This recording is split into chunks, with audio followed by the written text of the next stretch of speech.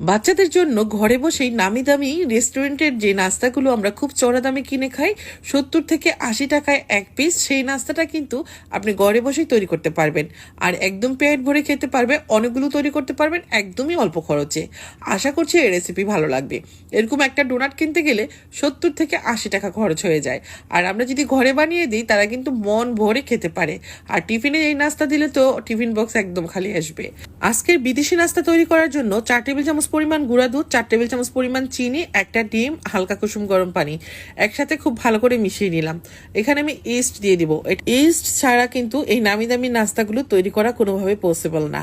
যেহেতু এই নাস্তাটা একদমই বিদেশি একটা নাস্তা আর বাচ্চারা খুব চড়া দামে বাহির থেকে কিনে খায়, তো আপনারা চাইলে কিন্তু এই ইস্টটা আপনার কিচেনে রাখতে পারেন। এতে করে আপনিও কিন্তু ঘরে বসে নামি দামি রেস্টুরেন্টের নাস্তাগুলো ঘরেই তৈরি করে বাচ্চাদের দিতে পারেন। এখানে দিয়ে দিচ্ছি 2 টেবিল চামচ পরিমাণ দানাদার ঘি, আর এই ঘিটা কিন্তু আমি নিজে হাতে তৈরি করা, দেখে হয়তো বুঝতে পারছেন এটা একদম দেশীয় গরুর ঘাস খাওয়া দুধ থেকে এই ঘি আমি তৈরি করি। আর দুধের সঠিক একই ঘি, মাখন আপনারা যদি নিতে চান তাহলে ইস্ট, ঘি, মাখন এগুলো আমার কাছে নিতে পারবেন। ইস্টটা কিন্তু পারফেক্ট না হলে নাস্তাটা পারফেক্ট হবে না। খুব ভালো করে ডোটা তৈরি করে নিয়েছি, আর এখন আমি ডোর উপর হাত দিয়ে এভাবে চেপে বাতাসটা বের করে নিয়েছি। খুব বেশি সময় রেস্টে রাখার দরকার নেই যে একদম ফুলিয়ে উঁচু করে ফেলতে হবে, ওরকম না। 10 মিনিট রেস্টে রেখে আপনি নাস্তা বানিয়ে নেবেন, একদম পারফেক্ট ভাবে কিন্তু ফুলে যাবে। আর একটা কথা বলে দিচ্ছি, যারা আপনারা এই অরিজিনাল ইস্টটা নিতে চান তাহলে কিন্তু আপনারা এই স্ক্রিনের উপর ফোন নাম্বারে ফোন করে ইস্ট, মাখন আর ঘি নিয়ে নিতে পারবেন। ডোনাটগুলো আমি একটা আমার ছোট কাঁচের কাপ দিয়ে এভাবে করে কেটে নিচ্ছি, আর ভিতর থেকে একটা নজল দিয়ে আমি কিন্তু ছোট করে এরকম কেটে তুলে নিচ্ছি। দেখুন কতটা পারফেক্ট হয়েছে। আপনারা চাইলে কিন্তু যে কোনো একটা ছোট বয়মের মুখ বা বোতলের মুখ দিয়ে কিন্তু ছোট সিদ্ধটা করে নিতে পারেন, অথবা হাত দিয়েও কিন্তু আঙুল দিয়ে এই সিদ্ধটা করে নিতে পারেন। ডোনাটগুলো মাশাআল্লাহ কত সুন্দর হয়েছে। ইস্ট যেহেতু অরিজিনাল, ডোনাটের শেপ তো পারফেক্ট আসবেই, তাই না? যে কোনো নাস্তা আপনার মন মতো বানাতে পারবেন। যদি আপনারা অরিজিনাল ইস্টটা নিতে চান তাহলে কিন্তু দেরি না করে স্ক্রিনের উপর যে নাম্বারটা দিয়ে দিলাম তাতে কল করে অর্ডার করে দিবেন। মাখন, ইস্ট, বাটার এগুলো কিন্তু পেয়ে যাবেন একদম অরিজিনাল। আর এই তো চুলায় একটা লোহিতে রেখে আমি এখন এগুলোকে ভেজে নেব 3 মিনিটের মতো। যেহেতু ছোট ছোট শেপ দিয়ে বানিয়েছি তাই 3 মিনিটের বেশি সময় লাগবে না। এটা বানিয়ে আপনি 3-4 দিনের মতো রেখে খেতে পারবেন, নষ্ট হবে না কিন্তু কোনোভাবে।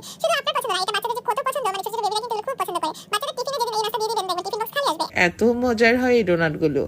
এখন নামিয়ে নিচ্ছি, চাইলে গরম গরম এভাবে পরিবেশন করতে পারেন, অথবা এটাকে বিদেশি নাস্তার লোক দেওয়ার জন্য চলুন আমরা পারফেক্ট কাজটা করে নিই। কতটা সফট তুলুর মতো পাতলা হয়েছে দেখে হয়তো বুঝতে পেরেছেন।